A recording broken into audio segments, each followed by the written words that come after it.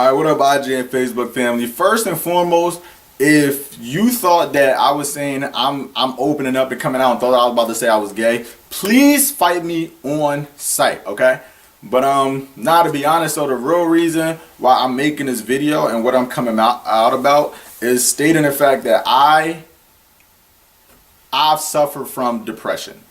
And it's something I've been dealing with honestly for years, since I was little. The reason why I'm making this video is because I do feel like this is not something acknowledged or a light is really put on in terms of especially young black men, where honestly I feel like it's a lot of them, but we don't openly express it. We don't really know the right way to go about it. And me making this video is just me looking to be that certain voice and taking action to show other young black men, black women, I mean just other people that they can open up and talk about this. So I suffer from depression. And honestly, last night, I felt like I finally overcame my depression like to the fullest. I sat in meditation, and as I closed my eyes and was just in the meditation and envisioning things, I don't know how long I was in meditation. I think I looked at my clock. I probably was in meditation for about 30 minutes. And throughout this meditation, I just kind of felt stuck. And I saw a battle literally between like the angels and demons internally of me. And yes, my angel has always won the battle and it's always been able to prevail, but it was a constant battle between that feeling of depression and then wanting to be happy. And I can honestly say for the first time in my life, I feel like fully, genuinely happy. I feel like sincerely, openly happy. And the reason why I know I can say that is because a giveaway for me used to be my eyes. And I know that when I used to do things and say things, and when I wanted to open up and talk to people and tell people about it, I will feel the tears behind my eyes, and I will feel everything just balling up behind my eyes, but it would never come out. And I knew when I would be lying to myself. I always felt it in my eyes, but right now, for the first time in my life, my eyes just feel clear. They feel happy. They feel open. I don't feel the pain behind my eyes. And I feel like anybody that is human could say that they had those times in their life or felt it, know what I'm saying, in terms of feeling the pain behind their eyes. Like I was saying, as I sat in meditation last night, I had the greatest feeling, like this depression feeling, this demon was expelled from me. And the first thing I did, I mean, I cried. It's like I felt colors and saw sounds. Like it was the craziest and most magical feeling. Like I really seen these things and experienced the feeling that I really never felt before. And I'm taking these steps and taking the action to be the one to take initiative and openly say this, just like many other people that done it before me, and to be an example for many other people that's going to see this and do it after me. Honestly, I felt like I dealt with depression since I was like 6 years old. Since I was little, I would often and constantly have a feeling of being alone and being alienated, as if like I didn't necessarily have or get the love that I felt like I wanted. I would often alienate myself and just spend time alone and by myself, literally not leaving when I was younger, and as I got older, not leaving my bedroom for days at a time practically. I would come out just to use the bathroom and just to eat, but I would just stay in the house. I didn't want to talk to anybody, didn't want to be around anybody. I remember I used to get on my Xbox and just be offline so nobody could see me. And I would just like do that all day, and it was like, even with that, I didn't want to do that. I would just go to sleep. I would play for a little bit, then just sleep through the majority of the day. As I got older, it started to switch between me alienating myself because I really wanted to get help, and I was really looking for people to turn to, and really wanted to just express this and open up with it and just kind of let the emotions and let everything out. But it was almost like I couldn't. It's like I couldn't say it. It's like my mouth was being closed. Then I would just feel the pain in my eyes and feel my eyes watering, because it was just, I wanted to release the emotions, but I couldn't. As I got older, it started to be a thing for me to want to be around people. Not necessarily be around people in the sense of being out in a party or being around a big group, but it was just the feeling as if I wanted to be able to at least have somebody around me and just somebody tell me it was okay. And I wanted to just get comfort from people. And honestly, it's one of those things that it's like people can't read your mind and people don't know what you're going through. You never know what somebody's going through. You don't know what they're feeling unless you ask and unless they say it. Or if you could really just feel it.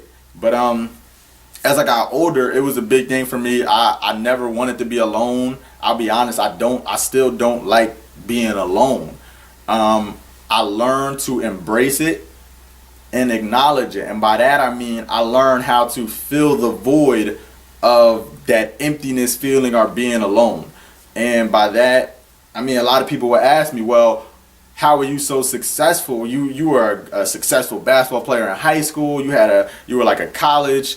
You played in college. You got to have a successful career there. You got selected to play overseas. You wrote these books. You got all these accomplishments, all these trophies, blah, blah, blah. Why? Like, I don't get it. How can you feel depressed? And honestly, those material things didn't really mean anything to me. I will honestly say the reason why I was so good at the stuff I did, the reason why I'm so successful and accomplished, that was my way of filling the void. I was going to feel weak if I turned to alcohol. I was going to feel weak if I turned to drugs. I was going to feel weak if I turned to sex. I wasn't going to find a scapegoat. I knew that I was stronger than that. I knew that I wanted to take on the problem head on. And I would just kind of sit and soak in my certain sorrow. And as Meek stated, take yourself outside your body, then look at yourself. From a third person point of view, I was kind of studying it. I went from a time of wanting to avoid it to then kind of embracing it and trying to study it and figure out, why am I feeling like this? What is going on? Was it something that just happened in my life? And I mean, people would ask me and I would literally tell them, if they ask me, how was your day? I'll tell them great. Because honestly, the day itself was great. But if they asked me how I was feeling, I would tell them, I'm not feeling good. I'm not happy. I remember I had times in college where literally I didn't leave my dorm room. For weekends at a time, one time it was about a week at a time, I did not leave my dorm. I remember a time my freshman year, beginning of our basketball season, I just felt like I was a zombie. I was just going about life, just going through the motions. It was an awful time in practice. I wasn't performing well. I just wasn't doing well. And it was an emotional thing, and I eventually learned and realized this was an internal battle. In terms of these accomplishments, again, it was really just me filling a void. I spent so much time on the court, so much time in the weight room, so much time writing these books, because it was a way for me to release my pain. And I try to go about the healthiest way, having multiple psychology classes. I wanted to go through these tactics that were shown and talked about being the healthiest way of relieving and releasing that pain from you. And these were internal battles. So even wanting to get the help, I didn't feel like it was much help I could get from people. So I didn't want to openly talk about it. Literally, Change the Subconscious and Accomplish was just me telling my story and just me being able to give back to other people my pain, what I went through, and how I was able to really manage it and handle it. Anybody that has gone through a certain awakening and consciousness of themselves will say that you start at this certain level and you're at this certain plateau, then it just goes down. You just have this crazy drop off as you're uncovering things, you're learning things, as you're awakening, you're really just like breaking down and finding these genuine pieces of yourself before you start to elevate up. And I would say I went through that process of just going through the full breakdown and everything in terms of my awakening and acknowledging things and then being able to come back up. And that's when I really learned and start realizing, okay, I can get help. That's when I start looking to get to people. But again, I couldn't open my mouth and I couldn't say it. I couldn't find myself to really pull that last bit of strength to just say it. I did constantly go to and get help from people. In high school, I used to go to my nurse and my guidance counselor all the time, and it was kind of like a behind the scenes thing, so nobody knew I was going. Obviously, it was a personal thing, and it didn't have anything to do with anybody else, but I was going to them and get help. Once I got to college, my sophomore year of college, I was in a psychology class, and I used to go talk to my psychology professor all the time and just ask her about depression. She was probably the first person I told that I do have depression. I struggle with this. I suffer from this. Literally, I would go to people for help for kind of sporadic things and temporary things, but I didn't really acknowledge the fact of my depression until then. And even then, I would kind of hide it. I mean, this was also a time where my life was at a struggling period. My grandmother had died. I had got hit by a car. A close friend of mine, I called my cousin, had died. I was failing classes. My shoulder was dislocated from getting hit by the car. For the first time in my life, I had quit basketball. My coach told me he didn't like me from the first day I met him. The energy around was just bad. I was failing classes for the first time in my life. I remember not necessarily crying myself to sleep, but like every night I was crying. I was crying on my drive to school. I was crying before going to practice. This was a time in my life I was getting up at 5 o'clock in the morning, going to work at 6, going to my other job at 7. I was going to work at 5:45, going to my other job at 7, going to class, back to work, then to practice, or back to work, then to my game. Or I would go straight to practice and then come home and go back to work. And that was a consistent schedule for me. And I literally was like in these drives and these times in between was just crying. I remember during that time I even just broke my phone. I threw my phone and I just didn't want anybody to be in contact with me. I didn't want to hear from anybody.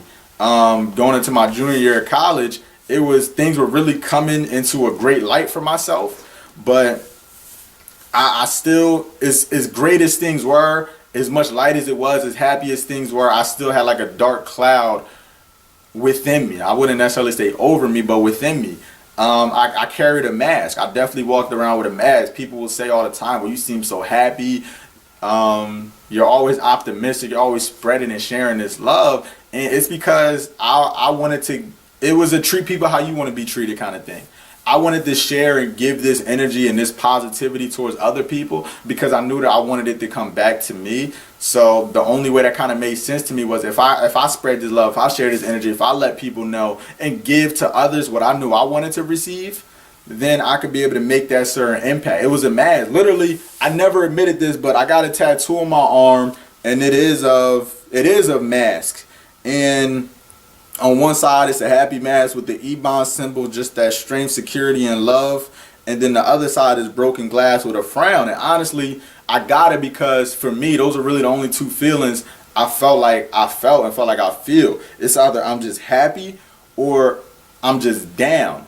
And a lot of people think depression is just a certain sadness, but depression is not just that. You go through this certain mania of it, where I have times where I'm at a ultimate happiness, and it's a complete facade. It was a complete facade.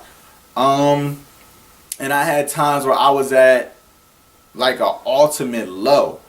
And I will admit I did have times where I contemplated suicide. I didn't contemplate suicide in the fact of, or the sense of I wanted to get a gun and shoot myself. I wasn't thinking about cutting myself. I wasn't thinking about stabbing myself or hanging myself or anything. But my thought, it was almost like a weird and constant fantasy in my head of what my funeral would be like. And being who I am, I'm not afraid of death. Anybody that's spiritual and believes in this, believe that energy doesn't die, it just transforms to go into the next phase. I'm not scared of death, but no, I don't want to leave this physical body yet. I'm not ready to go, and I do believe that I have a greater purpose on earth, and I do have a greater purpose in terms of my life. And it's been told to me multiple times when I was a Christian and I used to pray, I would hear angels pretty much tell me that. And then when I denounced and got rid of Christianity because I didn't believe in the beliefs anymore and saw something else that made more sense, when I started sitting in meditation, I would have and literally have had these ghosts or the angels, ancestors, and people come tell me, you got a greater purpose. You're serving something special. And back to what I was saying in terms of the suicide, my thought and what I used to go through, and literally it was a daily thing or day-to-day thing. It might not be this day, but the next day it would happen. I would just be thinking, what if I just drove my car into a pole right now? What if I just drove my car full speed into a tree? What if I just shot through this red light and just got hit by another car? And it was one of those things that if I die, I die. If I don't, I don't. Cool, I get up, I live, I go tell the story. But it was something that I didn't necessarily embrace. Like I said, I did go to counseling. I was getting help. as I got older, I realized that start thinking to myself, I didn't necessarily need the counseling, but it was really just I needed to openly talk about this. The reason why I'm making this video again is because I want young, specifically young black men. I'm only 22 years old. I want other young black men to see and realize that depression does happen, that you're able to get through the battle. I give so much thanks to the people that surround me, literally like my closest friends that I call family. Simone, Akira, Jacine, Terrence, just everybody I spent that time around for the majority of the time. My little sister, because she's definitely like my main strength. So much of what I do is knowing I gotta be strong and be able to provide for her. That's so much of what goes through my mind, knowing that I gotta make it for her. Literally, I had times where I'd be on a plane and it was just like, damn, what if this plane crashed right now? Or damn, what if it crashed right now? Like I wasn't scared of it, but in a sense, kind of hoping that it would, just to see what would happen. And then I would start thinking about her, and like I can't leave her. I can't, and I don't want to leave her. But yeah, this is like my open vent, I'll say. Like I said, I feel like I actually really have, for the first time in my life, feel a sincere and genuine happiness. Last night I was at the river just listening to music, and I just openly said it out loud to myself, like, yo, I am depressed. And then I switched that I am depressed to I've been depressed, and then I've gone through depression, and I've defeated depression. And I remember I used to always like call my friends up and just be like, yo, what you doing? And I would want to say something and be like, yo, I just need somebody to be around me. I just need someone right now. But I just couldn't bring myself to say it. I'm a big believer that everybody has their own lives. Everybody has their own battles. That was one of the reasons why I didn't want to put what I felt, because this is my battle. I didn't want to put myself onto somebody else. And knowing that they got their own battles, I didn't want them to be stressing or thinking and worrying about what was going on with me. So that was kind of that. So yeah, that's pretty much everything I have to say about it. I feel really, really happy right now. I feel really happy. Like I said, I feel different. I do feel like I came into a whole new time and a whole new life of myself. It's like a full quantum leap I just went through. This past week, I'll say like this past week, it was kind of heavy for me. I guess that was because it was the end of the battles. It was coming to an end. It was being brought to the surface and ready to actually just leave from my body. I feel light right now. And by light, it's like I really do got that monkey off my back. I feel, as I'm making this video, sitting here talking to y'all, literally last night, it's like I couldn't sleep because I felt so happy. I was just thinking like, yo, I can't wait to openly put this out. And I would say for like the last couple, maybe a month or so, I've been looking to connect with people that would do interviews and live, so I could just kind of talk to them and open up on a big platform, be able to show people this. But this is me. I don't know if I could be any more transparent than this. This is me. What I went through, what I felt. People will bring up the fact a couple years ago, I know it was some kids that committed suicide from my town, and I was saying I can't sympathize for that. I didn't feel the need to sympathize for that because I felt the same way, and I didn't go through with that action. Everybody's different. Everybody feels differently. And I did empathize with and for them. As in, I felt that pain. I did feel, at least from what I know of what they felt, I did feel that. But I couldn't sympathize because I knew that I felt the certain depression too, and I got through it. So, again, this is the open airway for me. Just expressing and relieving and letting all that out. I just really encourage somebody, and as I literally told and tell like every and anybody, yo, if you need to talk or want to talk, I talked to multiple random people on Instagram that have reached out to me and just asked me questions, and I mean, I feel like y'all can say we had a pretty good conversation. If anyone needs help or is just dealing with depression and certain harmful thoughts to themselves, please DM me. Please reach out to me. I will happily make time to talk to you. I will happily not share my story, but allow you to vent, because a lot of times that's really all we need. We just need that ability to vent, and we'll find the answers for ourselves. The answers will be released from us if we just openly vent. So honestly, again, the reason why I share and spread and send so much love, and I stay optimistic, because I do see greatness. I do see a lot of beauty, not just in my future, but here in the now. I know it's so beautiful, a lot that's coming. I just wanted to openly state this to inspire and encourage somebody else to be open with themselves. If you're not going on social media with it, that's fine. For who I am, I'm an author, I'm a public speaker. In a sense, what I do is very open. And I just really wanted to be able to share this message. So this is me. As of, what's today? 10/19. Yeah, as of November 19th, 2018. Or November 18th, 2018, I've officially expelled and released my feeling of depression. I really feel happy right now. I really feel a certain peace in my life. So Instagram family, this is not a publicity thing or none of that. It was just a way for me to be able to vent and open up in a way that I feel like was best for me, and something I felt like was going to be able to make an impact on humanity, because my goal is to continue to make a positive change and assist people in humanity. And as I sat in meditation last night, the last thing I'm going to say, I got a message. I always look at myself as a certain prophet, a messenger.